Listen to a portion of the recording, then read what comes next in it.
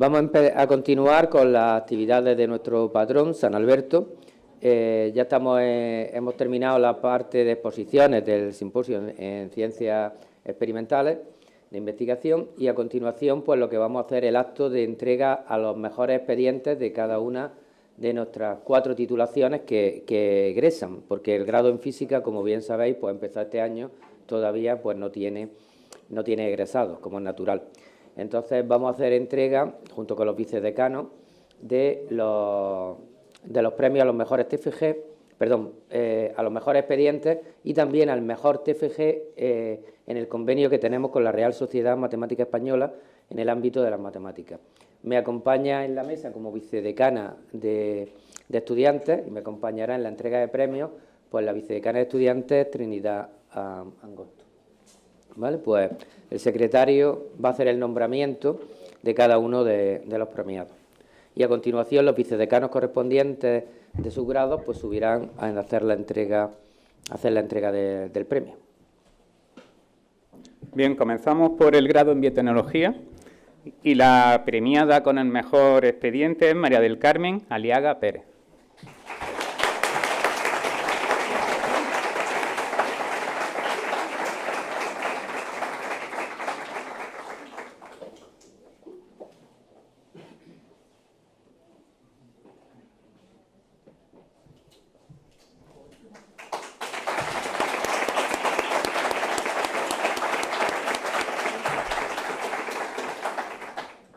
En el grado en Ciencias Ambientales, la premiada es María del Mar Fernández Púa.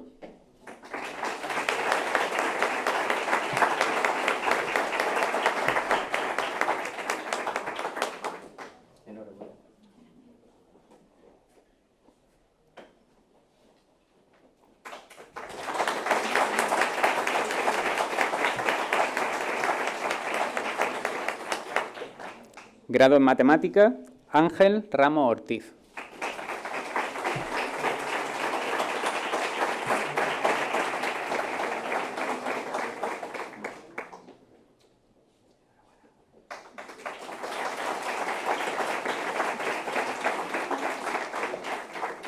En el grado en Química, Francisco José Martín Usero.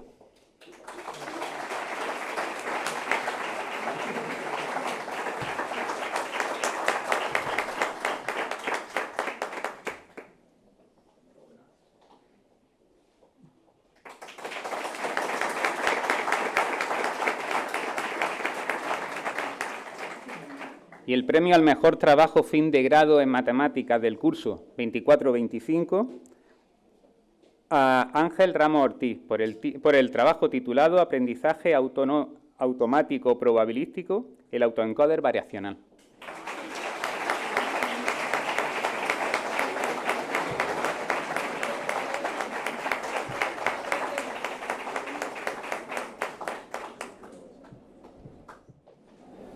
Bueno, pues una vez terminada la entrega de los premios a los mejores expedientes y al mejor TFG en matemáticas en colaboración con la Real Sociedad Matemática Española, creo que es un acto muy importante también reconocer a los estudiantes en este día de nuestro patrón. Pues a continuación pues tenemos la conferencia de San Alberto, que es el acto central pues de todas las actividades de San Alberto que llevamos realizando desde la semana pasada. Hoy tenemos la oportunidad de contar con el gran divulgador de la física, que es Francisco Villatoro, que viene desde la Universidad de Málaga, y bueno, una presentación más exhaustiva va a ser realizada por el vicedecano de Física, Antonio Puerta. Entonces, pues como lo que nos interesa es oír la charla de Francisco, al cual agradezco que haya venido en Málaga, un día lluvioso, raro en Almería, pero bueno, esencialmente como somos los físicos y los matemáticos, un poquito raros, ¿no? Pues nada, sin más le doy la palabra a Antonio Puertas, que hará una presentación tuya. Gracias. Muy bien, muchas gracias. ¿Se oye? No se oye. ¿Ahora? Sí. Vale.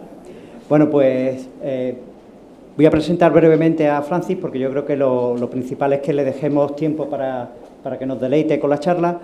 Francis es una de estas personas del Renacimiento del siglo XXI, Él es informático, es físico e hizo la tesis en matemáticas, lo cual pues aúna toda esa disciplina. Hoy en día, actualmente, su investigación se centra en la física computacional, su campo de trabajo, aunque no es el único, y realmente, por lo que me ha estado contando estos días, pues ha hecho muchas cosas muy diversas y de mucho interés, ¿no? Pero, sobre todo, por lo que Francis es conocido es por ser un gran divulgador. Francis es el autor del blog de la ciencia de la mula Francis. Es uno de los blogs, ya la palabra blog, lo hablábamos esta mañana, ya suena antiguo, antes de TikTok, antes de Instagram, sobre todo los más nuevos igual ni sabéis lo que es un blog, donde se hacían posts escritos, uno tenía que leer, no escuchar o no ver, de ciencia. Y además es uno de los primeros que surgen, me estaba contando esta mañana de 2008, me dijiste. O sea, estamos hablando casi de los albores, no tanto de los albores, pero bueno, muy al principio de que empezáramos con la divulgación científica, y siempre se ha caracterizado porque es cierto que es divulgación, porque explica las cosas, pero no las explica para un neófito. La explica, uno tiene que acercarse a ese blog con conocimiento, si no, realmente no pasas del primer párrafo, ¿vale? Entonces eso también es de agradecer. La ciencia no hay que trivializarla. Si las cosas que se hacen son difíciles, pues uno trata de explicar lo que es difícil, pero no deja de ser difícil, ¿vale? Lo explica bien, pero no deja de ser difícil. Y su blog pues tiene esa característica, que se mete en la profundidad y nos explica lo que está pasando en el fondo, y se mete en física, te he visto mucho de materiales, de química, de biología, de bioquímica, en fin, es muy multidisciplinar, como ya su propia carrera nos dice. Este blog está dentro de la red Naucas, que es una red que agrupa diferentes ámbitos de la divulgación científica, y entre ellas también está el podcast de Señal y Ruido, Coffee Break, Señal y Ruido, gracias por la corrección, que también, bueno, pues trata muchas disciplinas científicas, y además, vuelvo a insistir en lo mismo, desde dentro, quiero decir, no trivializando y no explicando las cosas por encima, sino yendo al detalle, ¿vale? Y bueno, y yo tengo poco más que decir, simplemente pues darte las gracias de nuevo por aceptar la invitación, y bueno, y dejarte con tu charla y a disfrutar. Muchas gracias.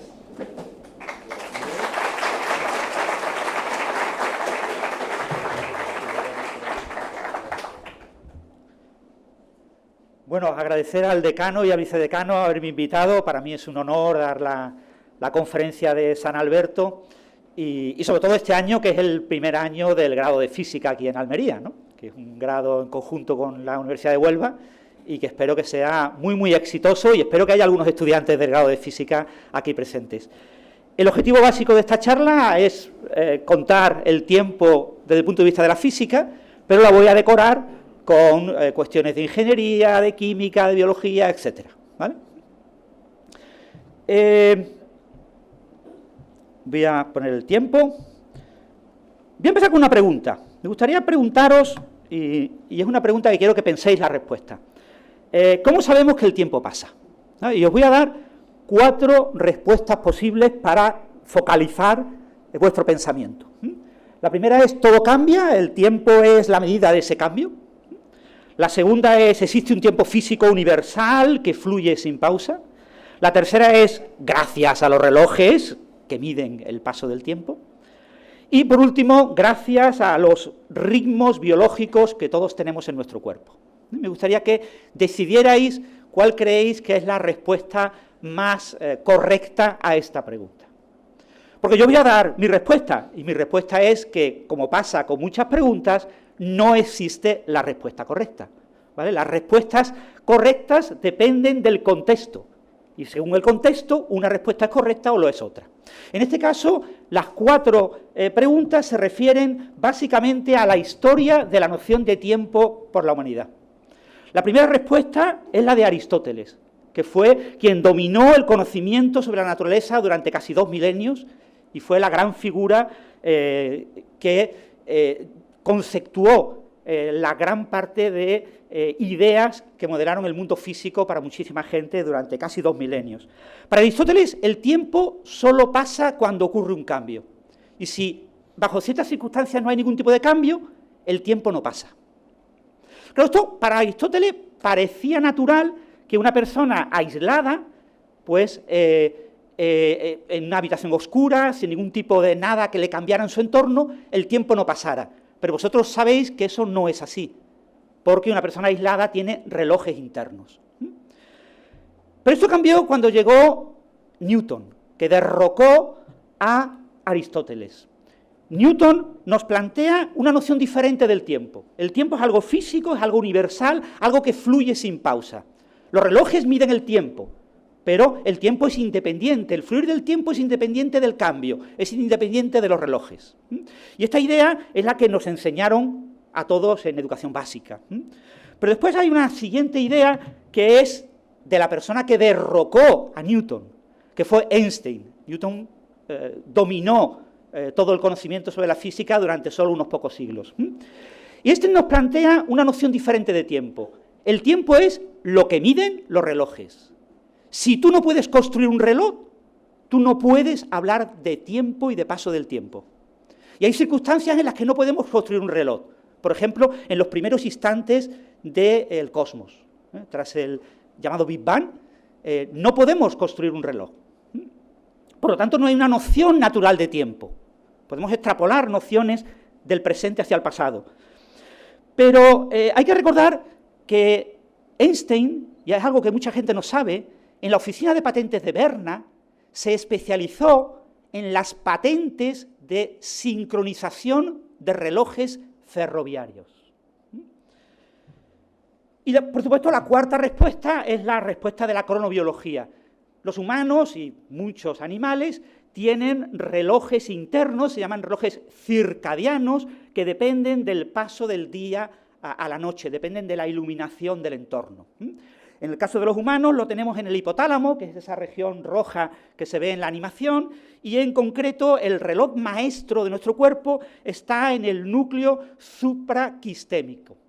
Es la parte amarilla, supraquiasmático, perdón, la parte amarilla dentro del hipotálamo. Hay, por supuesto, muchos relojes periféricos, incluso fuera de lo que es el encéfalo, en diferentes partes del cuerpo, que controlan nuestros ritmos diarios. Esto es parte del sistema límbico, que es el sistema de las emociones. Recordar que en los humanos tenemos un sistema cognitivo, lo racional, controlado por neuronas, y tenemos un sistema emocional, en la que no influyen las neuronas, influyen las hormonas, el sistema límbico. Y el tiempo, el paso del tiempo lo controla la parte límbica, la parte emocional, no la parte racional. Claro, si la noción moderna de lo que es el tiempo es la de Einstein, que el tiempo es lo que miden los relojes, la gran pregunta es, ¿y desde cuándo hay relojes? Pues los relojes son muy, muy recientes. Los relojes fueron introducidos en el siglo XVII, los relojes mecánicos, por Huygens. Hasta entonces había relojes que no eran relojes. Los relojes de sol, de agua, de arena, no son relojes, son cronómetros. Miden un cierto intervalo de tiempo, pero no pueden medir el tiempo de manera continua. Claro, la gran pregunta es, si no había relojes hasta la mitad del siglo XVII, ¿cómo podía hacer experimento Galileo sin relojes? Porque Galileo es el gran padre de la física moderna.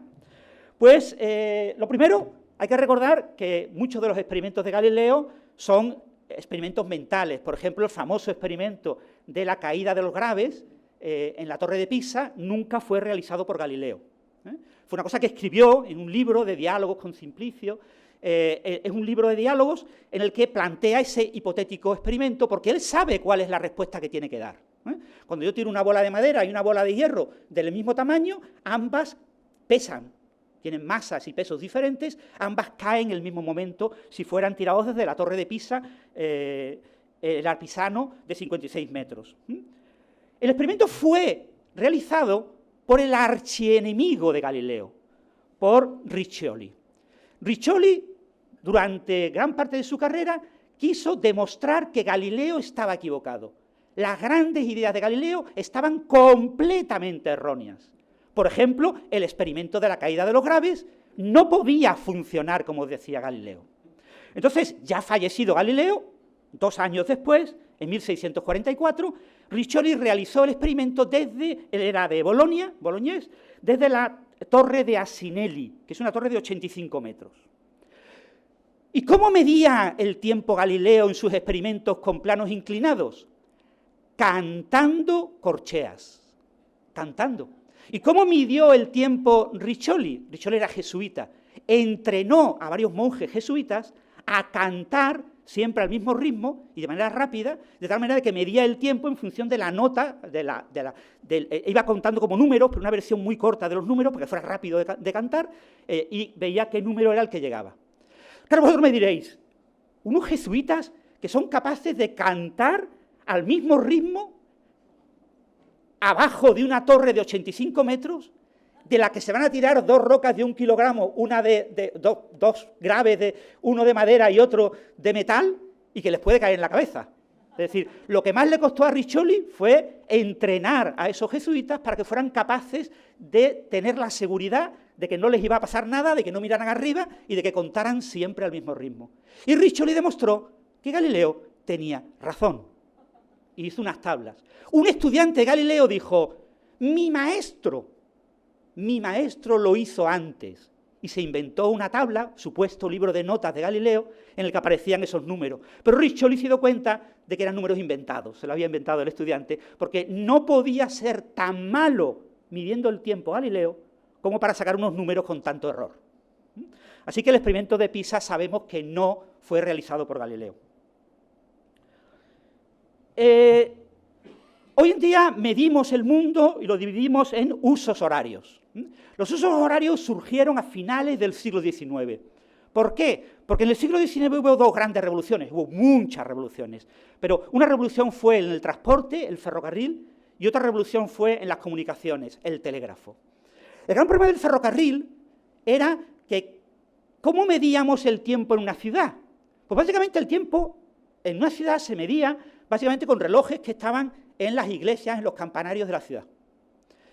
Claro, si tú ibas en el tren de una ciudad a otra, el reloj del campanario de la nueva ciudad a la que llegabas estaba desincronizado con el campanario original, con lo que tú podías salir a las 12 del mediodía de una ciudad y llegar a otra a las 11 de la mañana. Habías viajado en el tiempo. Entonces, sobre todo en Estados Unidos, surgió la costumbre de poner 3 relojes en todas las estaciones. Un reloj con la hora de la estación, de la ciudad en la que tú estabas llegando, un reloj con la hora de la ciudad de la que venía el ferrocarril y un reloj con la hora sincronizada a la ciudad a la que iba el ferrocarril.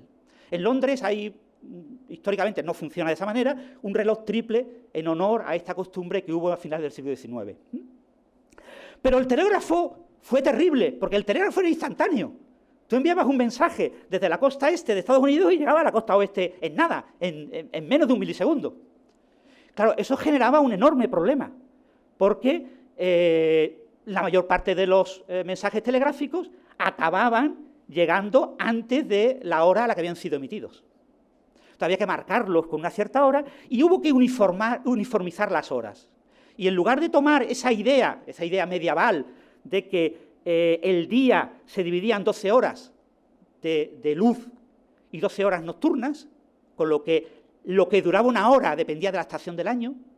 En diferentes épocas las horas eran más cortas o más largas, donde todo el tiempo estaba controlado por esos relojes que estaban en la ciudad, había que normalizar la hora y por eso se decidieron definir los usos horarios y repartir el mundo en regiones con una hora bien definida y donde el problema de sincronizar relojes dentro de ese uso horario era solo en esa región del espacio. Y eso facilitaba, no eran distancias demasiado largas y los sistemas de sincronización de relojes, entre los que estaban los que estudió Einstein desde la oficina de patentes y daba el visto bueno o el visto malo, fueron cambiando.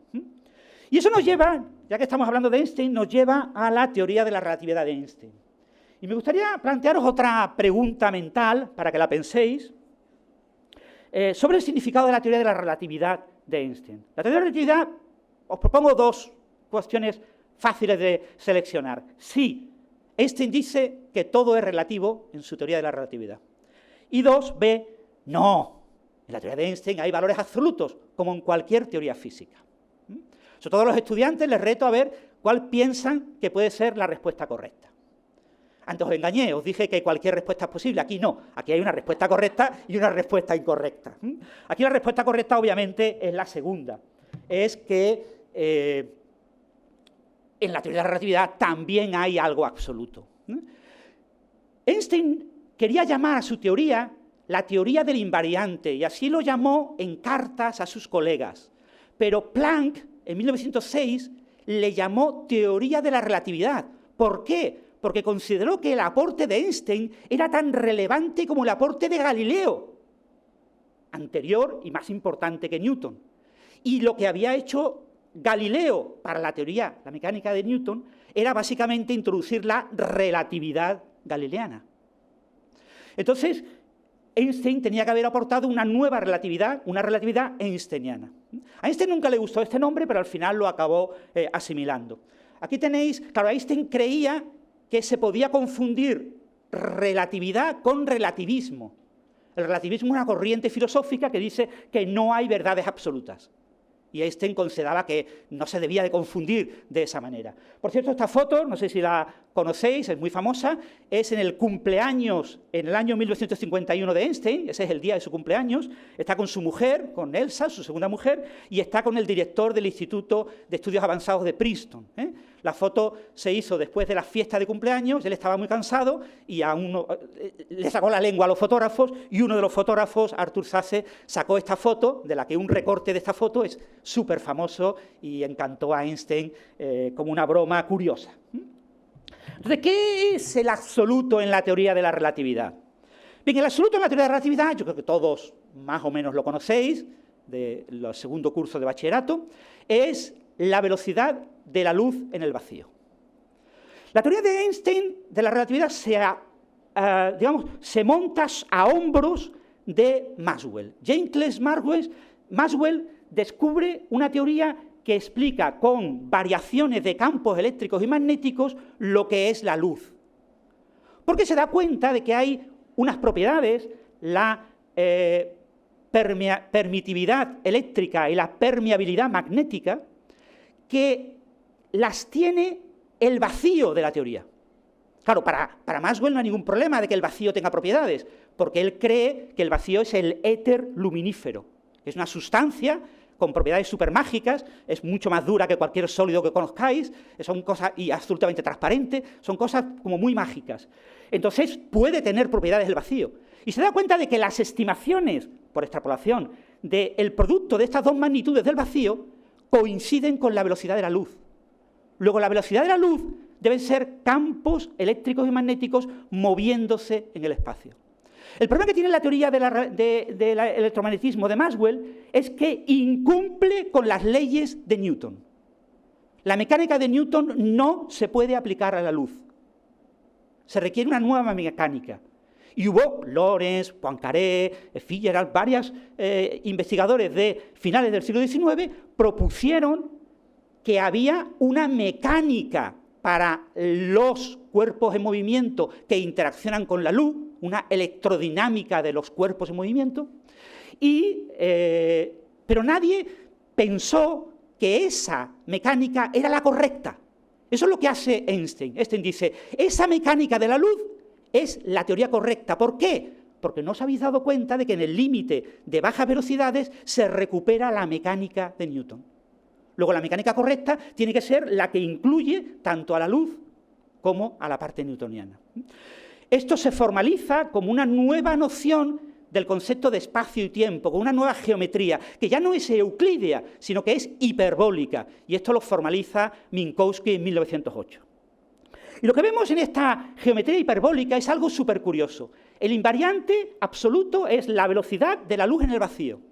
Pero fijaros, ese invariante absoluto implica que la distancia entre dos eventos, dos puntos del espacio y del tiempo, es constante, no cambia. Cuando esa de delta S, esa delta S no depende de si el sistema de coordenadas es la t y la x o la t' y la x'. Y además, la distancia espaciotemporal coincide con el tiempo propio, con el tiempo medido en un reloj, que es el que se mueve junto con el sistema, que es la tau que tenéis al final. Entonces, todos los cuerpos que se mueven a una velocidad inferior a la velocidad de la luz si tienen masa, y solo pueden moverse a la velocidad de la luz si no tienen masa. Y la teoría, de manera natural, define una noción de causalidad, de causa-efecto. Dado un evento en el espacio-tiempo, yo tengo un cono definido por rayos luminosos emitidos desde ese punto, y cualquier cuerpo con masa solo se puede mover dentro de ese cono de causalidad. El significado de la teoría de la relatividad es absolutamente fascinante. Lo que significa la teoría de la relatividad es que todo, absolutamente todo en el universo, todo lo que tenga energía, se mueve a la velocidad de la luz en el vacío, en el espacio-tiempo. Y esto, muchos físicos aquí presentes me dirán, no puede ser verdad, Francis, no puede ser verdad. Si es verdad que como nos movemos en el espacio-tiempo, no nos movemos con una velocidad, sino que nos movemos con una cuadrivelocidad.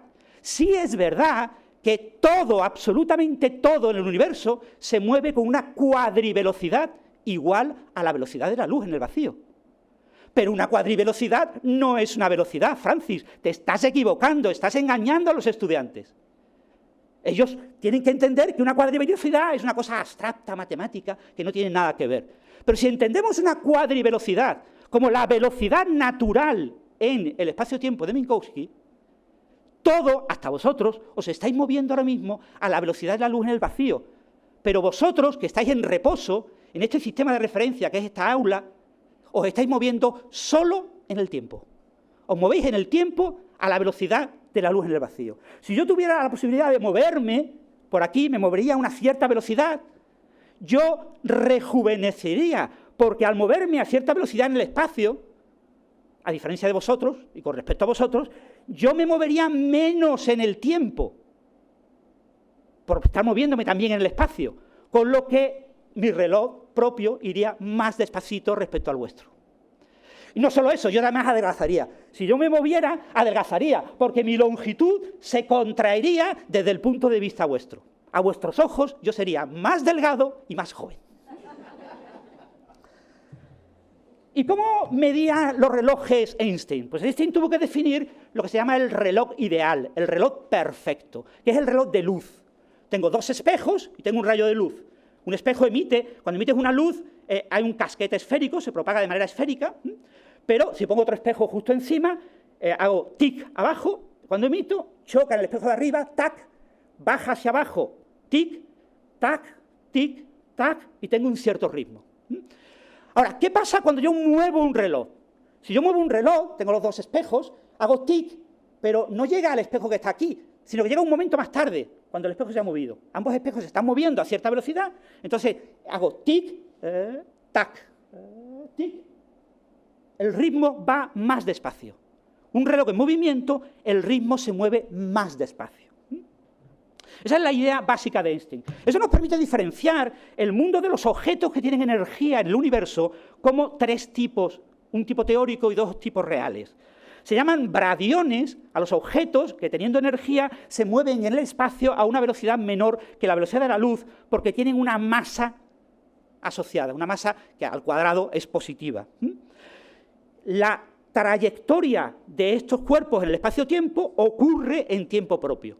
Y cuando se mueven, pasa un cierto tiempo entre esos dos puntos. Tenemos lo que se llaman los fotones o las trayectorias de luz. Las trayectorias luz, tipo luz, ocurren a la velocidad de la luz en el vacío y está asociado a objetos que tienen energía, pero que tienen masa cero. La luz tiene energía y momento lineal. El momento lineal para un cuerpo de masa menor que de masa positiva es el producto de la masa por la velocidad. La luz tiene momento lineal sin tener masa. Y, sorprendentemente, según la relatividad, estos objetos que se mueven a la velocidad de la luz en el vacío se mueven con un tiempo propio que no cambia.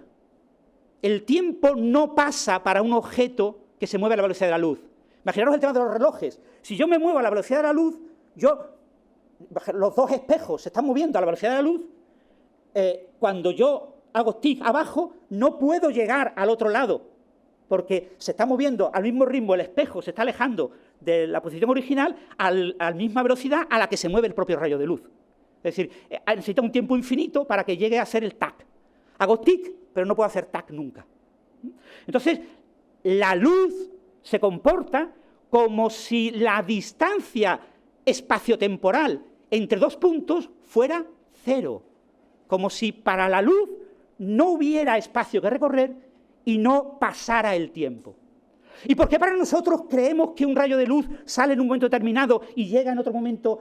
Porque la luz en su camino puede interaccionar y dejar una traza gracias a esa interacción, y yo veo esas interacciones y las ordeno en tiempo. Tengo que hacer una ordenación cronológica de las interacciones para decir yo desde fuera, que no me muevo a la velocidad de la luz, que la luz se ha movido, en un cierto instante estaba aquí y en otro cierto instante está en otro lugar. Pero es una noción de tiempo externa, no interna a la propia luz. Y por supuesto tenemos hipotéticas partículas que se llaman taquiones, que existirían en un mundo de novela de ciencia ficción en la que su masa al cuadrado sería negativa, es decir, sería una masa imaginaria, son partículas imaginarias y de ciencia ficción, y se moverían fuera del cono de luz, y permitirían viajes en el tiempo y cositas por el estilo que son maravillosas para los libros de ciencia ficción, pero que no son realistas. Nosotros lo que podemos viajar en el tiempo es gracias a movernos muy rápido, y esa es la idea de la paradoja de los gemelos, cuyo origen es la desigualdad triangular minkowskiana, que no es la desigualdad triangular euclídea. Vosotros sabéis que en un espacio euclídeo, si yo tengo un triángulo, uno de los lados del triángulo siempre es más pequeño que la suma de los otros dos lados. Siempre, es una noción que aprendemos en escuela primaria. Pero eso no ocurre en el espacio-tiempo. Cuando ese triángulo está dentro del cono de luz, porque fuera del cono de luz tenemos que recurrir a taquiones y no tenemos taquiones, dentro del cono de luz o incluso en el propio cono, yo puedo definir un triángulo con tres eventos y se cumple la desigualdad triangular invertida. Hay un cambio de signo entre el tiempo y el espacio. Es decir, el lado más largo del triángulo es más corto que la suma de los otros dos lados. Eso es completamente diferente a la noción intuitiva que tenemos. Y esto es la explicación de la famosa paradoja de los gemelos. La mejor manera de ver el asunto es verlo con rayos de luz. En la última curva que tenéis aquí, en verde en vertical, un objeto con masa que se mueve de un punto a otro, y la línea puntuada se mueve a la velocidad de la luz en el vacío. Pues para la línea puntuada, la distancia espaciotemporal recorrida es 0, con lo que obviamente la línea verde es mucho más grande. Y esto nos lo contó de manera magnífica Paul Langevin, porque Einstein lo cuenta como paradoja de los gemelos en su artículo de 1905, pero en una charla que dio en 1911 comentó, porque él pensaba que no era aplicable a todos los relojes, que era una cosa solo aplicable a los relojes de luz. Y ya en 1911 se dio cuenta de que sería aplicable a todos los relojes, incluso a los humanos que tenemos un reloj. Todos sois un reloj. Entonces, a vosotros también os afecta. Y Langevin dijo, que era un gran defensor de las ideas de Einstein, dijo, qué maravilla esa idea, la voy a contar con un viaje. Y consideró un viaje a una estrella lejana que se encuentra a 1000 años luz. Había un cañón, estaba obviamente recordando a Julio Verne y al viaje a la Luna, un cañón que lanza a ese humano en una bala de cañón, lo lanza hacia esa estrella a una velocidad muy alta, el 99,995% de la velocidad de la luz. Llega a esa estrella en tiempo propio en un año. Y allí en la estrella no lo quieren, lo odian a los humanos, y lo relanzan con otro cañón idéntico en dirección de retorno a la Tierra. Cuando llega a la Tierra, para ese viajero han pasado 2 años y cuenta Paul Langevin en 1911, en la Tierra han pasado 2000 años.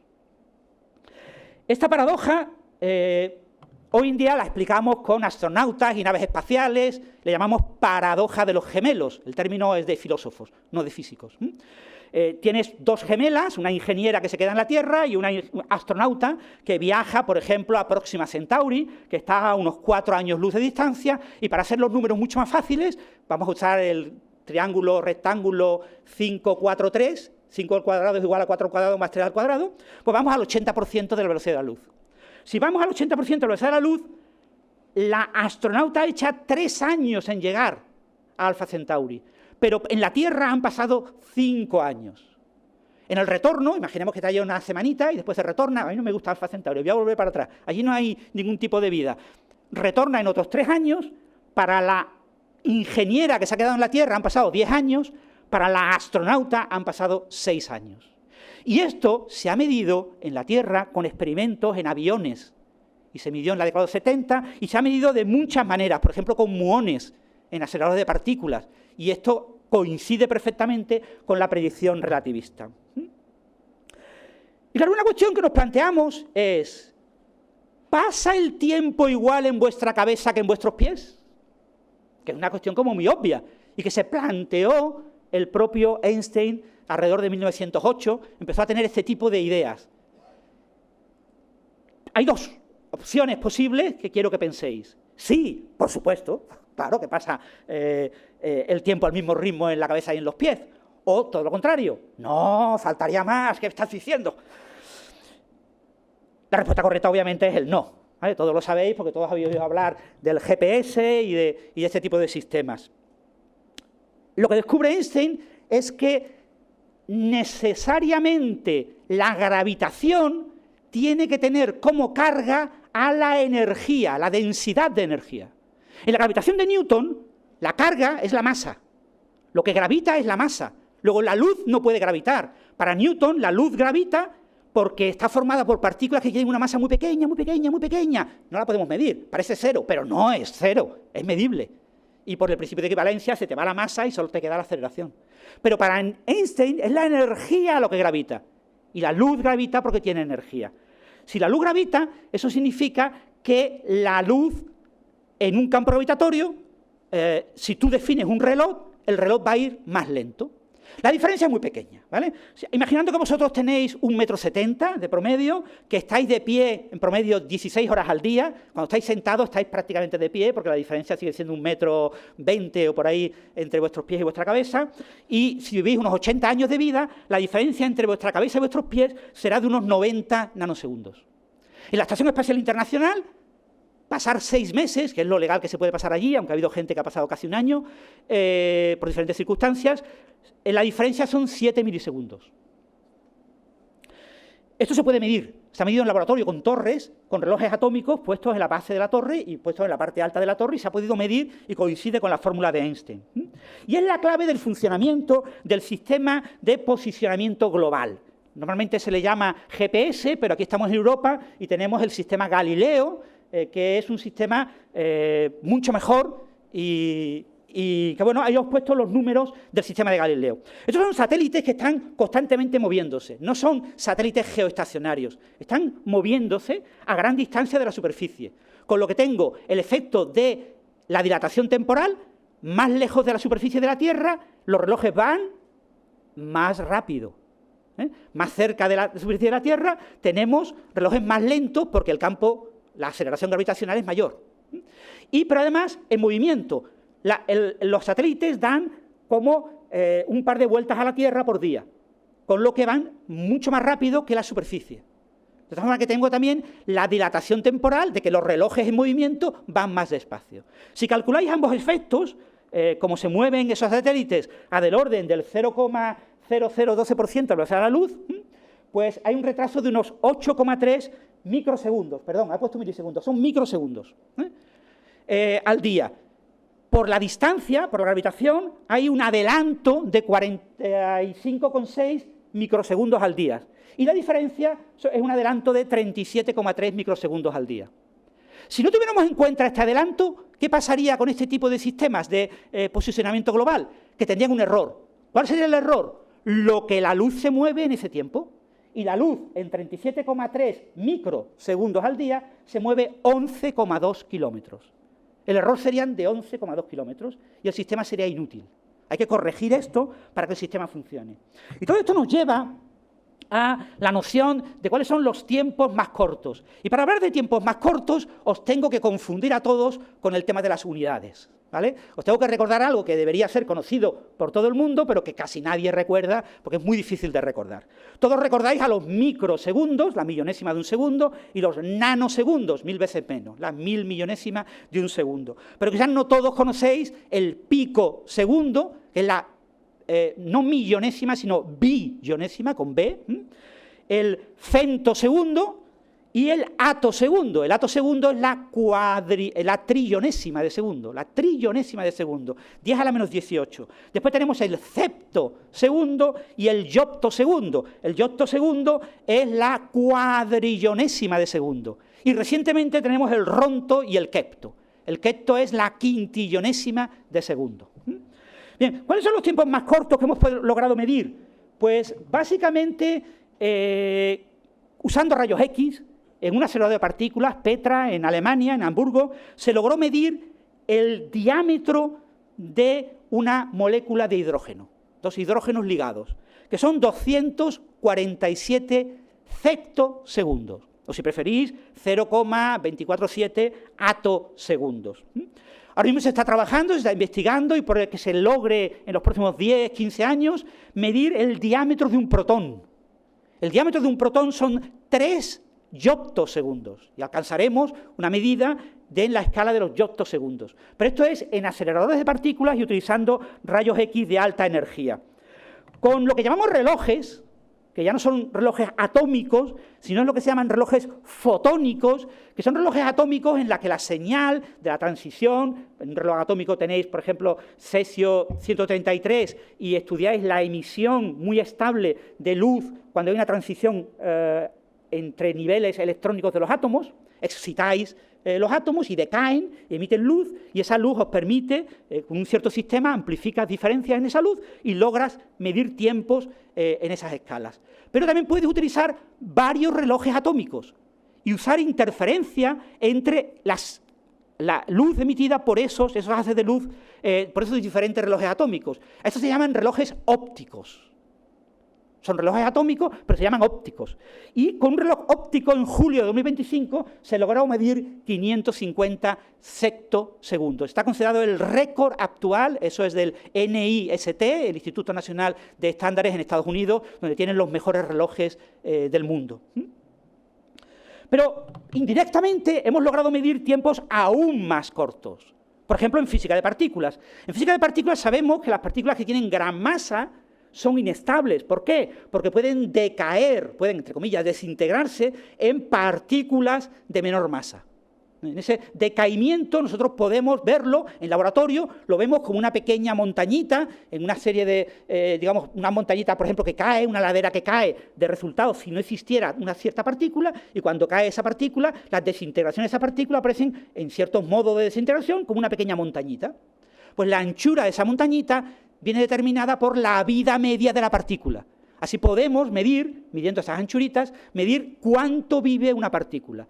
La partícula de mayor masa es la que vive menos tiempo, y es el quark top, el quark cima, que vive medio yoptosegundo.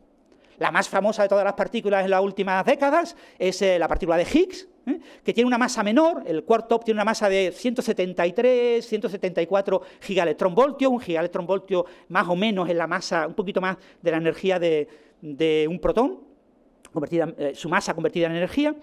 El bosón de Higgs tiene una masa de unos 125 gigaelectronvoltios y vive 210 yoptosegundos. Pero ¿cuál es el tiempo más pequeño que podemos concebir en física? Tras la introducción de la constante de Planck por Planck, Planck rápidamente se dio cuenta de que era una constante fundamental, tenía que ser una constante fundamental, para eso lo había propuesto Planck, y la comparó con la constante de gravitación universal de Newton y con la velocidad de la luz, entre comillas, de Maxwell. Y construyó un nuevo sistema de unidades, el sistema de unidades ideal, que se llaman hoy en día unidades de Planck. Y en ese tipo de unidades hay un tiempo mínimo, que es el tiempo de Planck, que fijaros es muy pequeño, 5,4 por 10 a la menos 44 segundos. No lo sabemos, es una especulación, pero la mayor parte de los físicos en la actualidad, lo que Kuhn llamaba el paradigma de la física, es que por debajo de este tiempo no se puede hablar de la noción de tiempo. Este es el tiempo más corto. Esto es una especulación, ¿eh? Esto no sabemos si es verdad o no, y probablemente en este milenio no lo descubramos. Pero bueno, se está trabajando, es un tema muy difícil. Entonces este sería el tiempo más corto que podemos concebir. Y todas las cosas en el universo que hemos observado y experimentado, pues sobre todo observado a nivel cosmológico, parecen indicar que son cosas que ocurren en tiempos mayores que este tiempo. Entonces, ¿para qué sirve medir tiempos tan cortos?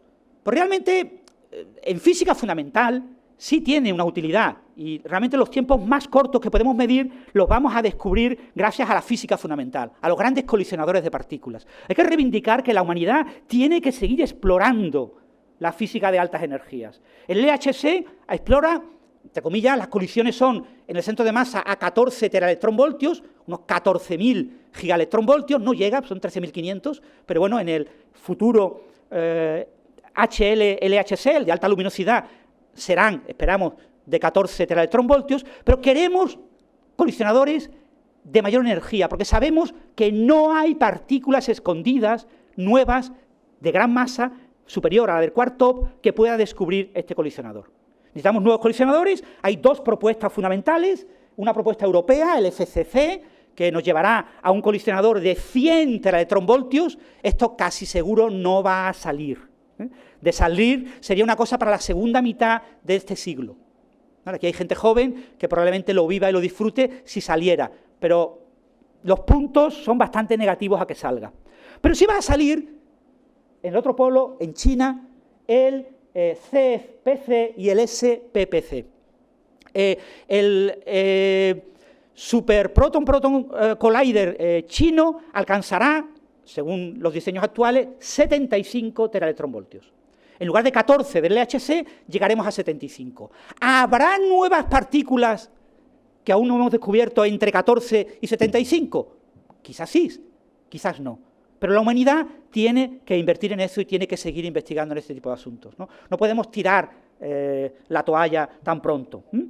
El chino está aprobado, el pequeño, el CEPC, que es el mismo, pero es más pequeño en energía. Es solamente una fábrica de Higgs, para estudiar el Higgs. Entonces serán colisiones protón-electrón a una energía que básicamente es el doble de la masa del Higgs. Se estudiará el doble de la masa del bosón Z, el doble del Higgs y un poquito más para arriba y poco más. Y eso será una investigación de unos 15 años con un colisionador que por ahora está aprobado, que va para adelante. Ya veremos si acaba siendo construido o no. Esto será en la década finales de los 30, básicamente década de los 40. Y después el SPPC ya será después de los 50. Esperemos, deseamos todos que así ocurra. La medida de tiempos cortos no es solo relevante en física, también es relevante en química. Gran parte de la química ocurre a escalas de tiempo bastante lentas comparadas con las que os he estado hablando antes. En química, muchas de las reacciones para formar moléculas, entre átomos para formar moléculas, ocurren, los niveles energéticos de las moléculas están en la escala de los milielectronvoltios, con lo que eso equivale a tiempos del orden del picosegundo. Así que si queremos ver la película de cómo ocurre una reacción química, tenemos que ir, pues yo qué sé, a una escala 1000 veces más pequeña. Esa es la escala de los ceptosegundos, que es la que está por debajo de los picosegundos. Eso recibió el premio Nobel Ahmed Zewail en 1999 por introducir la espectroscopia de femtosegundos, que nos permite explorar esas reacciones entre átomos para dar lugar a las moléculas. Y eso se supone que es la escala más pequeña de interés básico en química.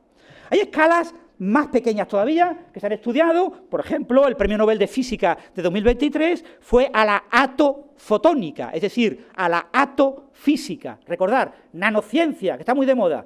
Pues tenemos femtociencia, atociencia. Esto es atociencia. Y con su Nobel, en 2023, son 3 investigadores. Yo destaco a la mujer, a Anne Lullier. Maravillosa, es una persona que si veis alguna charla suya en Internet tenéis que disfrutarla, es exquisita. No voy a contaros el proceso, pero es un proceso que nos permite ver en detalle cómo interaccionan electrones dentro de una molécula o dentro de un átomo. Vemos la interacción de electrones. ¿Cuál es el interés de ver este tipo de interacciones? confirmar el premio Nobel de Einstein. Porque el premio Nobel de Einstein se lo dieron en 1922, pero figura como, físicamente, en 1921 quedó vacante, pero se lo dieron con fecha de 1921 en 1922, junto a Bohr en 1922, por el efecto fotoeléctrico. ¿Es verdad el efecto fotoeléctrico? ¿Le dieron bien el Nobel a Einstein? Pues eso hubo que confirmarlo. Había una teoría precisa cuántica que nos dice cada una de las etapas intermedias del efecto fotoeléctrico. Recordad, el efecto fotoeléctrico es luz que incide sobre un metal y que bajo ciertas condiciones, si tiene energía suficiente cada fotón, hace que electrones del metal sean lanzados. Y Einstein lo interpreta como un choque de partículas. El fotón es una partícula, en 1905, En 1905, es muy, muy temprano para estas ideas. Es una época en la que todavía no se sabía si los átomos existían. No se sabía si los átomos existían. Y estamos hablando de que Einstein ya estaba concibiendo partículas en forma de bolas para la luz que chocan contra un material y genera partículas en formita de bolas que son esos electrones. ¿Esa teoría es correcta? Tenemos que verlo en detalle, y eso lo ha logrado el equipo de Anne Lullier. Logró ver en la escala de los atosegundos cómo ocurre todo el proceso del efecto fotoeléctrico. Y coincide, en su versión semiclásica, con los cálculos de Einstein. Luego, Lullier confirma que el premio de Einstein estuvo bien dado. O sea, que nos quedamos tranquilos.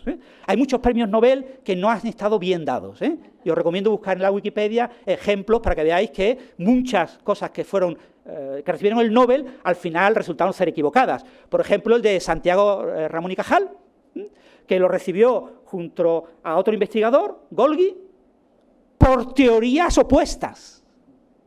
Golgi decía una cosa, negro, y Cajal decía blanco.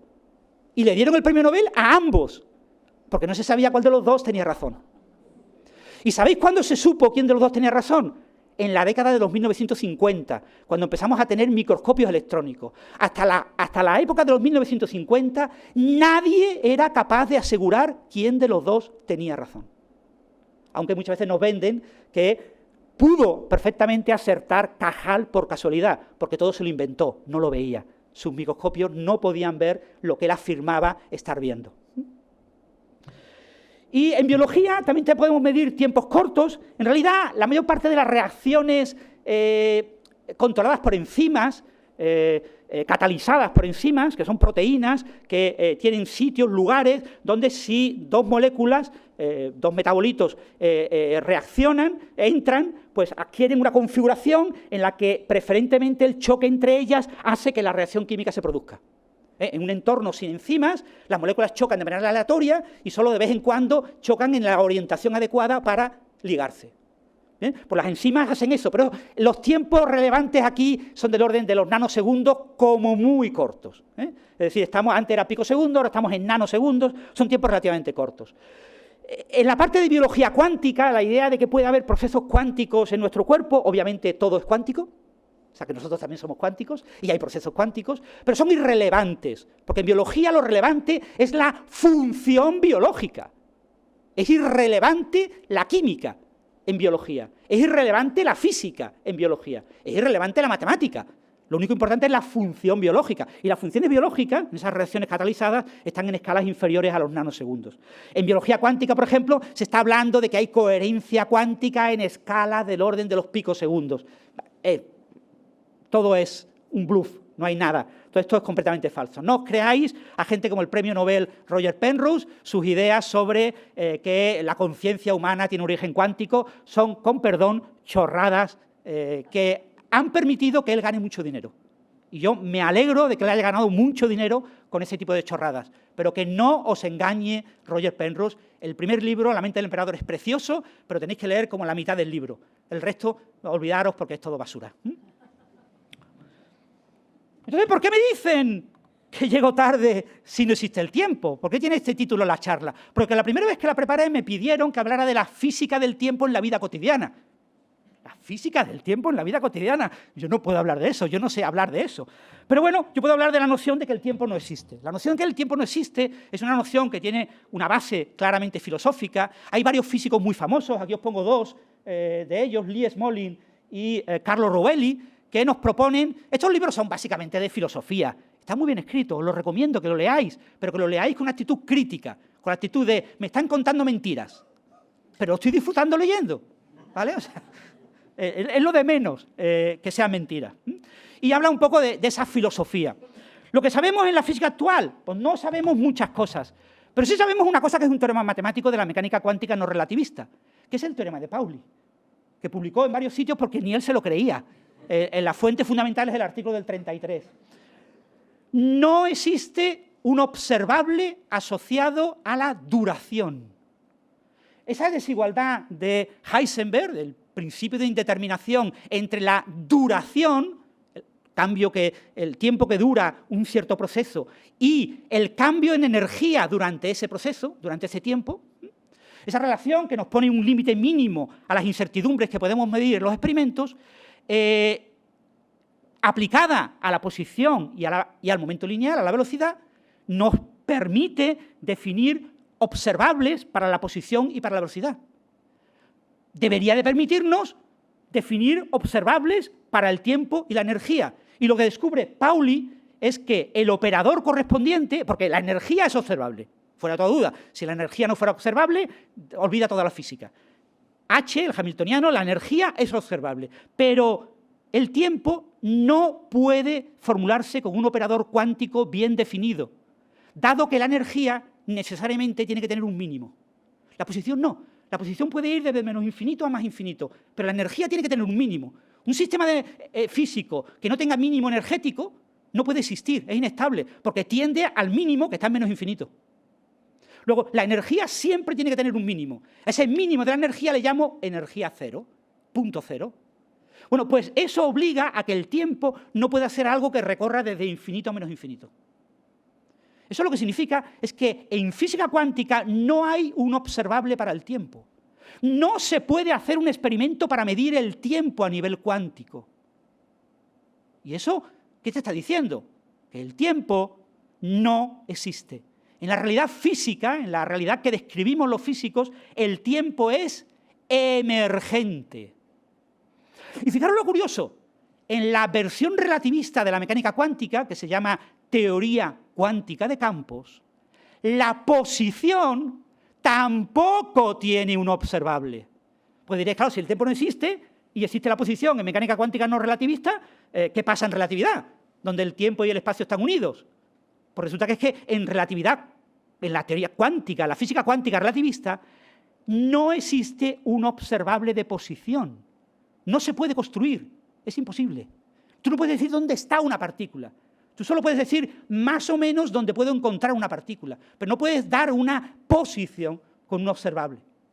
Eso significa que el espacio y el tiempo no son observables en física cuántica. No son reales de la realidad física, son emergentes. Y esa es la idea actual que nos venden en esos libros, Rovelli, Smolin, etc. Tanto el espacio como el tiempo son emergentes. No sabemos cuál es la naturaleza cuántica del espacio y del tiempo. Y reto a todos los jóvenes presentes en esta charla, que estén en primeros cursos de física, que se lo planteen en serio. Que se planteen en serio, ese es un gran problema al que dedicar varios años de tu vida. 2, 3 años. Full time. No vivir, solo dedicarte al problema. Tratar de resolver el problema que se llama el problema de la gravitación cuántica. La gravitación estudia la naturaleza cuántica del espacio-tiempo. La naturaleza cuántica del espacio y del tiempo.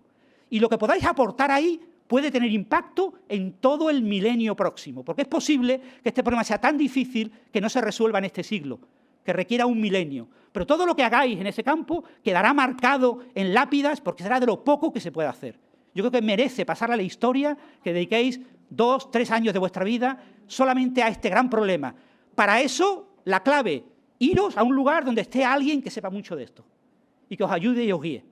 Y estáis unos años allí, hacéis un doctorado o no, unos años allí y después ya os dedicáis a vivir y a ganar dinero en la empresa o en la universidad, no se gana dinero, pero bueno. Y con esto es lo que yo os quería contar hoy. No quiero alargarme mucho más. Podía hablaros un poquito del tema de cómo nuestro encéfalo percibe el tiempo, pero no lo voy a hacer. Me voy a centrar aquí y dejaros ese mensaje. si de verdad queréis hacer algo que pase a la historia, que os haga pasar a la historia, tenéis que durante un grupo de años dedicaros full time a ese problema. Coger un problema muy difícil, que no esté resuelto, y dedicaros full time una serie de años. Y después el resto de vuestra vida solo dedicar los veranos. Pero con el rédito de lo que habéis dedicado de gran esfuerzo, cuanto más jóvenes lo hagáis, mejor. Eso es como los grandes genios han pasado a la historia de la humanidad, tanto en física, como en matemáticas, como en química, como en biología. Con un enorme esfuerzo en poco tiempo y con la claridad de que casi con seguridad voy a fracasar. No importa fracasar, casi con seguridad voy a fracasar, pero merece la pena este problema, porque me va a pasar a la historia. Si no lo hacéis, va a ser muy difícil que paséis a la historia. Por supuesto, muchos me diréis, yo quiero vivir feliz y tener una buena vida, yo no quiero pasar a la historia. Bueno, pero yo os lo planteo. Cosas como la hipótesis de Riemann. Los grandes expertos recomiendan dedicar a todos los matemáticos que hagan la carrera 2 años a proponer algo nuevo sobre la hipótesis de Riemann. Hacer una tesis doctoral en el tema de la matemática que os guste, el que sea, el que sea. Hacéis una tesis doctoral, os hacéis experto en una pequeñísima parte de la matemática mundial y con absoluta seguridad se podrá atacar la hipótesis de Riemann desde este pequeño trocito de matemáticas. Seréis los mayores expertos del mundo en una cosa muy pequeña, pero eso será suficiente para atacar con nuevos ojos la hipótesis de Riemann. Dedicaros un par de años a ello. ¿Vale? Tenéis alguien que os financie, ¿eh? Necesitáis alguien que os financie. Pero, y lo mismo la sacáis o no, pero lo que aportéis puede ser muy relevante para el resultado final.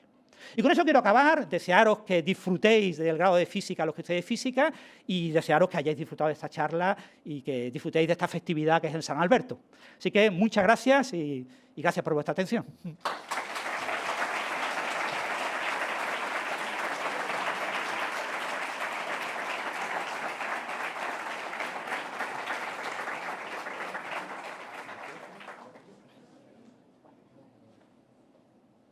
Tenemos tiempo para 10 minutos de preguntas. Venga, vamos a empezar. Hay un micrófono. Sí. Había que haberlo pedido. Bueno, si alguien quiere hacer una primera pregunta, yo la digo por el micro y contesto. Me ha dejado impactado eso de que hay un mínimo de tiempo en la teoría de Planck. ¿Significa entonces que el tiempo está cuantizado, que todo va en unidades repetidas de eso? No lo sabemos. No lo sabemos. No sabemos qué significa que haya un mínimo tiempo, el tiempo de Planck, y tampoco sabemos si realmente existe. ¿Vale? El problema con el tiempo es que todas las técnicas que conocemos para cuantizar la realidad, que conocemos muchas técnicas que son equivalentes, que en cualquier sistema físico yo lo puedo cuantizar de muchas maneras, con una descripción clásica y lo cuantizo. Hoy en día ya sabemos construir sistemas cuánticos que no tienen análogo clásico, y podemos construir directamente un sistema cuántico basado en una de estas técnicas y podemos comprobar que su descripción es correcta utilizando las otras técnicas. Todas esas técnicas no funcionan, ni con el tiempo ni con el espacio. Entonces, hablar de que el tiempo está cuantizado, pues es hablar, ¿vale? O sea, tú puedes proponer esa idea es muy antigua, y ha habido noticias de prensa de, yo no sé, un chaval australiano ha sacado la teoría del cronón, el tiempo está cuantizado, pero en realidad son cosas que ha publicado una revistilla en American Journal of Physics, un articulillo. ¿Vale? Hoy en día no lo sabemos, no sabemos realmente si el tiempo está cuantizado o no y qué significa ese tiempo y si realmente ese tiempo existe. En la teoría más próxima a lo que llamamos gravitación cuántica, que es la teoría de cuerdas, hay un fenómeno que se llama la mirror symmetry, la simetría del espejo, que es que cuando tú te acercas en energía a la energía de la escala de Planck, si quieres en tiempos, cuando los tiempos se van haciendo más cortos hasta el tiempo de Planck, tú puedes continuar en tiempos más pequeños, pero la física que tú describes es correspondiente a un espejo de mayor energía. Es como si el tiempo de Planck fuera el norte de la Tierra. Yo llego al norte de la Tierra y llego allí y aquí no pasa nada. Y sigo andando y ya me estoy alejando del norte de la Tierra. Os pasa lo mismo. Llegas al tiempo de Planck y intentas ir a tiempos más cortos y resulta que estás comportándote de manera idéntica a nivel físico con tiempos más grandes. Y eso ocurre con energía, posición, etc. Pero eso es lo que dice la teoría de cuerdas. Hay mucha gente que no la considera la mejor descripción porque es una teoría perfecta, predictiva y maravillosa a muy alta energía. En un universo lleno de cuerdas, por eso se llama teoría de cuerdas. ¿Pero nuestro universo tiene cuerdas? No. En nuestro universo no existen las cuerdas. El universo a baja energía no tiene cuerdas. Tú tienes que coger una teoría de muy alta energía y hacerle lo que se llaman transiciones de fase, tienes que ir cambiando, en física de partículas se llaman roturas de simetría, tienes que ir poniendo roturas de simetría hasta llegar a muy baja energía. Entonces una teoría bella, predictiva y maravillosa, cuando rompe supersimetría, se convierte en un desastre, en algo absolutamente inatacable, pero es que además tienes grupos enormes y tienes que desacoplar la gravitación, etcétera. O sea, todo es absolutamente, infinitamente complicado. Entonces, claro, hay 10 elevado a 12.000 posibles maneras de romper todo eso. ¿Y cuál de las 10 elevado a 12.000? El universo tiene 10 a la 80 protones. Estamos hablando de números inimaginables. ¿Cuál es la correcta? Es imposible, no va a haber nunca suficientes físicos para estudiar todas las posibilidades. Necesitamos que alguien joven entre vosotros tenga las ideas adecuadas para ver cuál es el mejor camino. Y para tener esas ideas adecuadas tenéis que estar en un sitio donde haya gente que trabaje en eso. ¿Alguna otra pregunta? Suena, sí, suena. Okay. Me paré para tener un mejor flujo de ideas. Yo no soy de este departamento, vengo del departamento de las mentiras, filosofía. No lo estudio, pero me gusta y pienso que la física es fundamental para el entendimiento de la realidad en sí. Bueno, el tiempo es definitivamente una cosa.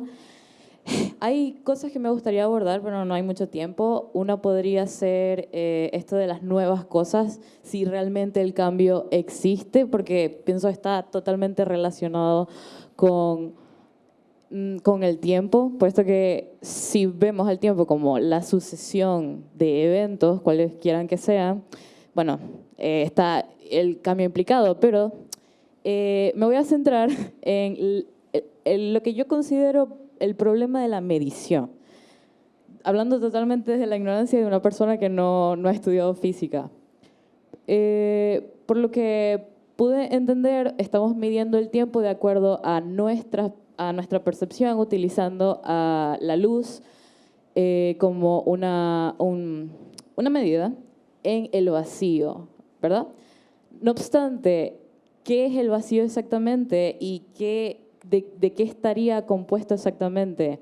Eso por una parte, y quiero dejar muy en claro que no estoy para nada en contra de la utilidad que esto nos da a nuestro día a día. Definitivamente estamos aquí porque tenemos relojes y sabemos a la hora a la que tenemos que estar aquí, así que definitivamente bien por ese departamento. Pero, por ejemplo, si la eternidad o el infinito llegase a existir en acto, es decir, estamos en una eternidad o estamos en un infinito y se están creando nuevas cosas, ¿cómo podemos estar seguros, hablo en inclusivo, cómo podemos estar seguros que tenemos una medida objetiva de la realidad? Puesto que si tenemos el infinito como posibilidad, como algo potencialmente cierto, si agarramos algún tipo de número, cualquiera que sea, cualquier forma de medida de ese infinito, ¿cómo saber que realmente cumple una sucesividad objetiva real? Si no sabemos dónde está el inicio y no sabemos dónde está el final. No lo planteo para que me des la respuesta, obviamente, pero es más que todo para saber cómo está el panorama de la física en cuanto a si consideran objetiva la medición con las mediciones actuales o si se está dejando abierto que podría no serlo tanto. Si quieres te contesto. Bueno, la física solo puede describir una cosa que llamamos realidad física. La realidad física no tiene nada que ver con la realidad, porque la realidad es incognoscible. Es imposible saber qué es la realidad. En la física newtoniana, Newton pensaba que cualquier idea que él tuviera, porque era un listo, tenía un correlato en la realidad. Y que cuando él hablaba de posición es porque en la realidad existe la posición. Cuando él hablaba de energía es porque en la realidad existe la energía. Hoy sabemos que eso no es verdad. No es verdad que una persona pensando sea capaz de desvelar la realidad. La única manera de desvelar la naturaleza de la realidad es preguntándole a la realidad. Y para preguntarle a la realidad tenemos que construir experimentos y aparatos, instrumentos para observar la realidad. Y esos instrumentos y esos experimentos están basados en lo que sabemos sobre la realidad física. La realidad física es la realidad según la física actual. A principios del siglo XIX, el fuego era el flogisto, pero hoy sabemos que eso no tiene ni pies ni cabeza. En finales del siglo XIX sabíamos que la luz era una onda mecánica en un medio llamado el éter luminífero. Hoy sabemos que eso no tiene ni pies ni cabeza. Hoy sabemos que el vacío es algo asociado a una cosa que en física llamamos campos cuánticos. Un campo cuántico tiene dos estados básicos, un estado de vacío y un estado tipo partícula. Ese es el caso más sencillo. Hay campos cuánticos que tienen infinitos vacíos o un número finito de vacíos y que tienen múltiples partículas. Pero básicamente tenemos, ¿qué es el vacío? El vacío a baja energía en el que nosotros vivimos es el vacío de todos los campos cuánticos de los objetos que hemos podido observar, ¿vale?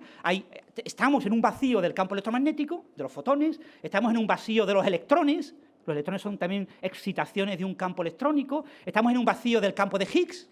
Y fijaros, de todos los campos que conocemos, el más fascinante es el campo de Higgs, porque el campo de Higgs sabemos que tiene al menos dos vacíos. Hay un vacío del campo de Higgs a alta energía, que podemos explorar con nuestros colisionadores de partículas a muy alta energía, y hay un vacío del campo de Higgs a baja energía. Y el vacío a baja energía dota a las partículas de masa, pero en el vacío de alta energía las partículas no tienen masa. Y tú dirás, ¿y eso lo hemos podido medir en el laboratorio? Sí, hemos podido coger una partícula, el bosón Z, que a baja energía tiene una masa enorme, del orden de 90 gigaelectronvoltios, y en experimentos, eso se hizo en Alemania, con DESY, DESY, y podemos ver en experimentos en los que colisionamos electrones y protones y estudiamos los neutrinos, que están asociados a ese bosón Z, hemos podido ver cómo el bosón Z va perdiendo masa. Vemos cómo se comporta como si conforme la energía de la colisión crece, el bosón va perdiendo masa. Y llega un momento, en energías del orden de 130 gigaelectronvoltios, en los que se comporta como si no tuviera masa. Vemos como una partícula con masa a baja energía, en nuestro experimento, pierde la masa y desaparece. Eso confirma que es real ese otro vacío que tiene el campo de Higgs a alta energía, que hace que antes del primer billosegundo, del primer picosegundo, el universo no había nada que tuviera masa, que sepamos, con lo que sabemos hoy en día. Entonces, la física se construye sobre lo que podemos experimentar y observar, y sobre eso construimos un relato, y ese relato de la física es lo que se llama el paradigma. El paradigma de la física actual nos habla de una serie de objetos que forman la realidad física, que es completamente diferente a lo que era el paradigma hace 50 años, o lo que era el paradigma hace 100 años, o lo que era el paradigma hace 200 años. Todo lo que se sabía hace 200 años, hoy sabemos que es mentira. Todo, absolutamente todo, porque estaba dicho en un lenguaje que utilizaba una serie de conceptos y hoy sabemos que no pertenecen a la realidad. Ahora, ¿por qué seguimos usando la teoría de Newton para que el hombre vaya a la luna? Pues muy sencillo, porque funciona. Es decir, sabemos que es mentira, pero sabemos que funciona. Entonces hay regiones en las que podemos aplicar teorías que sabemos que son incorrectas, que hablan de objetos que no existen, nada de lo que describe Newton existe, pero lo usamos porque funciona. Entonces, lo que podemos desde la física y desde la ciencia en general desvelar es a base de instrumentos, de nuevos ojos, nuevos oídos, nuevos sentidos, que son instrumentos artificiales, y esos instrumentos los diseñamos y podemos entender qué nos aportan de conocimiento sobre la realidad gracias a nuestro conocimiento, nuestro paradigma. Y eso es básicamente la idea clave, un poco creo yo que puede contestar a tu pregunta, ¿no? El infinito, pues nuestras ideas actuales es que el infinito ni existe en matemáticas ni existe en física, ¿vale? En matemáticas tiene un cierto sentido y se habla de infinitos infinitos, y hay una física de los infinitos, perdón, una matemática de los infinitos, pero en rigor el infinito es algo que te dice que algo no lo estás haciendo bien. Y eso es lo que hemos heredado en física. Si en física te aparece un infinito, es porque el modelo, la teoría que estás usando, ahí falla. Y los infinitos son claves y fundamentales para saber dónde fallan nuestras teorías. Y es maravilloso que teorías como la relatividad general de Einstein, nuestra teoría de la gravitación, presente infinitos, que nos dicen, aquí está fallando, por ejemplo, en la escala de Planck. En la escala de Planck, la teoría de Einstein te dice que el espacio-tiempo deja de ser continuo porque cada pequeño área, cada pequeño volumen en la escala de Planck se transforma en un agujero negro. Y ese agujero negro radia por Hawking y se desintegra de nuevo en energía, que forma ese tejido del espacio-tiempo, que a su vez vuelve. Entonces tenemos, a la escala de Planck, si tú aplicas literalmente el paradigma actual, no tenemos una noción de espacio-tiempo continuo. El espacio-tiempo está hecho de cosas fluctuantes que fluctúan entre estados de partículas, no existen las partículas ni existe el espacio-tiempo. Hay como las partículas se transforman en agujeros negros y los agujeros negros se transforman en partículas. Y hay entidades nuevas que necesitamos meter ahí, ¿no? Entonces, eso todo va siempre conceptuado a nuestro paradigma actual. Entonces, la frontera de la física es intentar avanzar un poquito el paradigma, pero los paradigmas en general evolucionan a saltos, evolucionan a revoluciones. Entonces, necesitamos gente joven, como los jóvenes que están estudiando aquí física, para que protagonicen las siguientes revoluciones. Te voy a cortar, Francis. Vamos a ver si hay alguna pregunta más, ¿vale? Vale, perfecto. Yo ya he acabado. ¿Hay alguna otra pregunta? No me digas que te he cortado y ahora no hay pregunta. Alguna pregunta de cualquier tema del que no he hablado. También puedo contestar cualquier cosa. Otra cosa es que sepa, ¿vale? O sea, me podéis preguntar lo que queráis, pero puede que yo no sepa la respuesta. Entonces yo os digo que no sé la respuesta y ya está, ¿vale? Pero puede que la sepa, que yo sé algunas cosillas. Bueno, ¿hay alguna pregunta? ¿No hay ninguna pregunta? Fijaros, os comento, en física cuántica, en rigor, yo puedo construir un reloj cuántico. Se puede construir un reloj cuántico. Es decir, puedo usar un sistema cuántico para que se comporte como un reloj. Pero la gran pregunta es, ¿el tiempo que mide ese reloj cuántico es un tiempo cuántico? Y la respuesta es que no, ¿vale? O sea, el reloj cuántico no mide el tiempo cuántico, mide el tiempo del laboratorio. Yo sé que es un reloj porque lo comparo con los relojes que tengo en mi laboratorio, y lo que tengo es un sistema análogo a un reloj, pero construido a nivel cuántico. Pero ese reloj cuántico no mide el tiempo cuántico, no observa el tiempo, porque no se puede observar el tiempo, porque no es observable. Entonces, fijaros que esto tiene muchas sutilezas. La física cuántica genera una enorme cantidad de sutilezas y tenemos que ser muy cuidadosos en el lenguaje y es muy fácil abusar de palabras. ¿Una partícula está en dos lugares al mismo tiempo? Pues no, una partícula no puede estar en dos lugares al mismo tiempo. Una partícula es una excitación que está más o menos localizada en un cierto lugar. Lo que pasa es que en un cierto lugar yo puedo tener muchas excitaciones. Puedo tener dos excitaciones localizadas más o menos en la misma región. Yo no sé cuál es cuál. Entonces, yo a una le asigno en promedio una posición más o menos a la izquierda y otra más o menos a la derecha. Y digo, no sé cuál de las dos es cuál, porque las dos están en una región mucho más grande y están deslocalizadas. Entonces, ese tipo de cosas se puede abusar mucho del lenguaje. Y para los que estudiáis física cuántica, uno de los puntos clave que tenéis que hacer es siempre leer entre líneas. Porque la mayor parte de los profesores de física cuántica quieren que aprendáis a calcular. No quieren que penséis.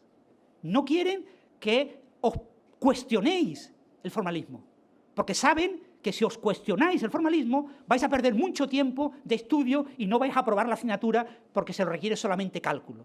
Se os exige saber calcular muy bien y cosas muy complicadas, pero por eso no se quiere que penséis. Pero vosotros tenéis que recordar mi charla y decir, también voy a pensar de vez en cuando. Voy a dedicar todos los sábados un par de horas o todos los domingos un par de horas a pensar. Y a pensar entre líneas, y hay muchos libros que os ayudarán a pensar en la línea buena y entenderéis mucho mejor el formalismo, porque el formalismo es muy próximo a la intuición y a la manera de hacer cosas en física clásica, porque heredamos eso, tenemos ese lastre terrible. Aparentemente, nuestra vida cotidiana funciona con la física clásica, y ese lastre no nos lo podemos quitar. Y la física cuántica te dice, se siente, pero la realidad física no funciona con las ideas incorrectas de Newton. Newton era muy listo, pero Newton no tenía ni zorra idea de cómo funciona la realidad. Y eso es lo que te dice la realidad. Entonces, vosotros tenéis que hacer ese esfuerzo de pensar. Muy bien. Hay una última pregunta, no sé si... ¿Hay alguna pregunta al final? Tenemos ya que pasar a lo siguiente, Un minuto, venga. No te voy a decir que no, pero un minuto. Súper rápido. ¿Cómo, teniendo en cuenta la relatividad y teniendo en cuenta que dependiendo de la posición espacial donde te encuentres va a depender tu tiempo personal y aparentemente todos los tiempos son válidos, ¿cómo ve la física en este momento el tiempo? ¿Lo ve como algo lineal o lo ve como algo en el que genuinamente se están creando cosas? Porque si ya el futuro existe para otro observador, entonces que estamos en un bloque de tiempo, realmente tal vez es nuestra percepción de la realidad y cómo es el flujo de la realidad, pero tal vez el tiempo, lo físico o el futuro ya está ahí. Entonces, me gustaría saber cómo lo ve. Bueno, resumiendo muy rápidamente, eso es un concepto que se llama metafísica, que es una mezcla entre física y filosofía, y ahí hay muchas ideas sobre ese tema. Una de las ideas es el tema de que se llama superdeterminismo. El superdeterminismo es una idea que dice que todo está congelado. El tiempo está congelado, el futuro ya existe. El futuro no está por construir, ya existe. Y no existe el libre albedrío, no existe nada, porque en toda la física de partículas no existe nada aleatorio, no hay ningún tipo de aleatoriedad, porque todo está fijado desde el Big Bang. En el Big Bang se fija todo el futuro de cada universo burbuja. Y eso es lo que dice el superdeterminismo. Pero eso es filosofía. ¿Por qué? Porque la ciencia requiere experimentos, requiere ideas, hipótesis y la validación, confirmación, ratificación con experimentos y observaciones de esas hipótesis. Y la idea del superdeterminismo no se puede cuestionar a nivel empírico. Entonces, este tipo de ideas de que todo está fijado, etcétera, están propuestas sobre todo por metafísicos. La mayor parte de los físicos, cuando llegan a cierta edad y se jubilan, tienen una tendencia terrible hacia las religiones orientales y hacia la filosofía barata. Y acaban convirtiéndose en filósofos baratos o en orientalistas ignorantes. Y eso es una pena, pero claro, son grandes genios a los que le debemos muchas cosas y tenemos que respetarles, pero leer sus libros solo como si fuera poesía, no como si fuera libros de texto. Yo creo que ese es el mensaje final. Bueno, muchas gracias.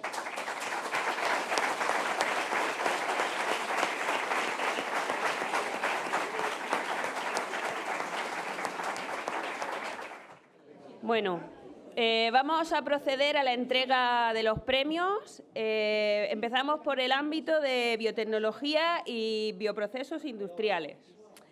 El tercer premio, dotado con 100 euros, es para María Salinas García.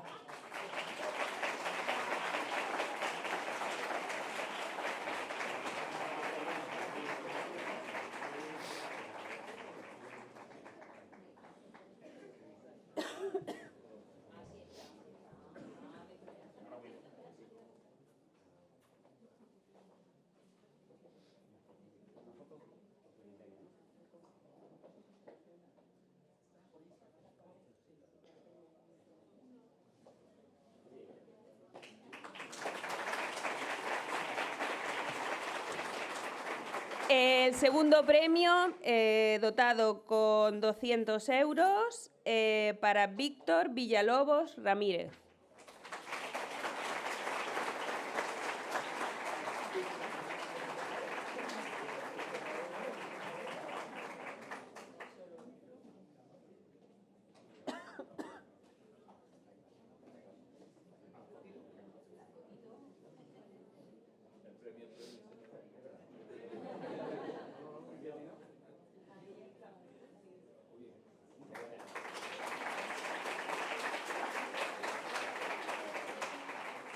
Y el primer premio, dotado con 300 euritos, para Raúl Jiménez Rodríguez.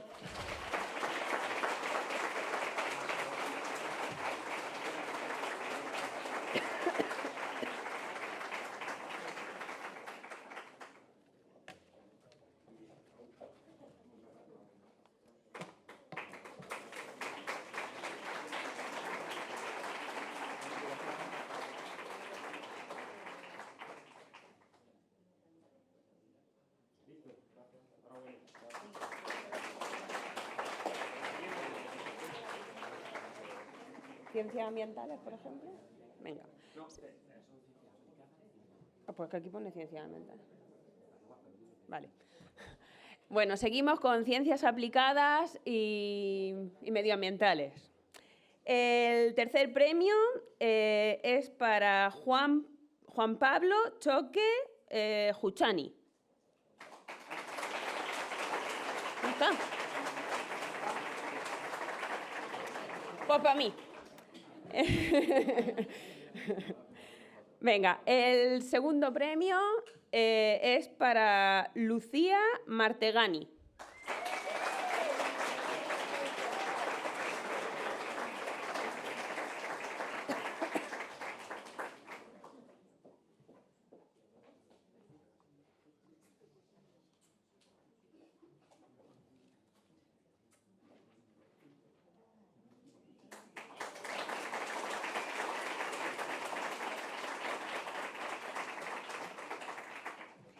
Y el primer premio es para Irene Otamendi Urroz.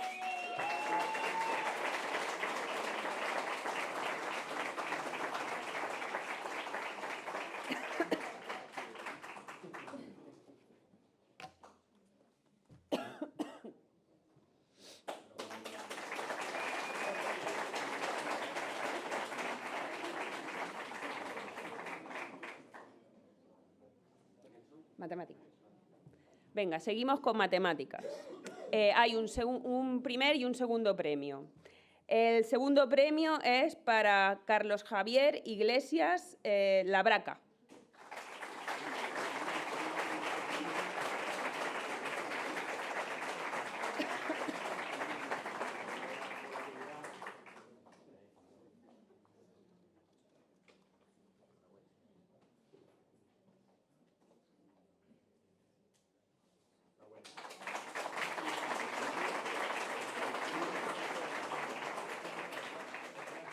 Y el primer premio es para Ana María Sánchez González.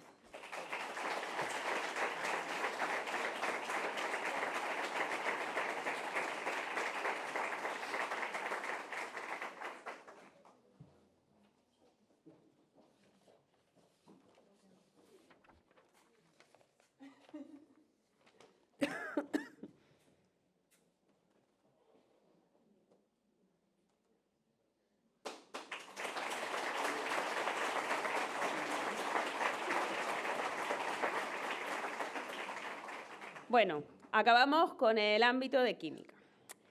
El tercer premio es para Celia García Mañas.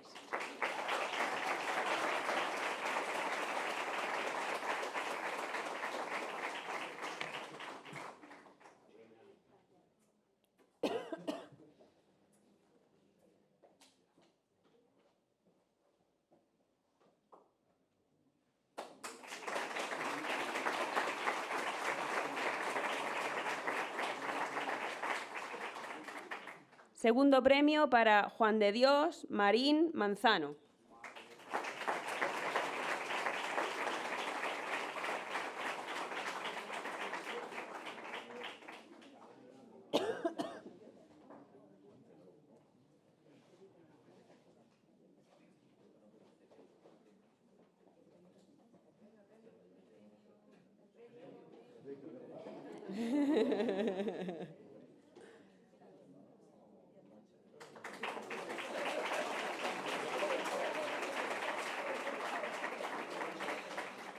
Y el primer premio es para Antonio Burgos Bernabeu.